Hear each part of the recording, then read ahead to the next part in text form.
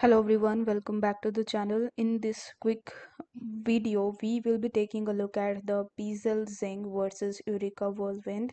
So which one you should purchase? This is what we are going to find out in this video.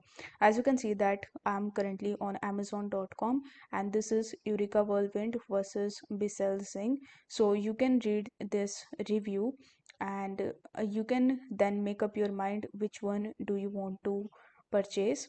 Or what you can do is you can simply come to reddit.com, and here as you can see that this person has also asked which one um, you should buy.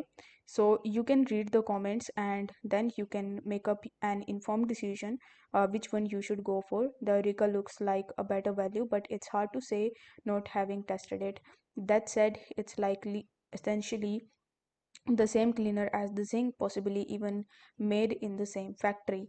So I have told you that you can read the review and you can go to Reddit and then you can read the comments and then you can make an informed decision which one is best for you. In my opinion, both are the best, but it actually depends on what you are looking for and what is your need.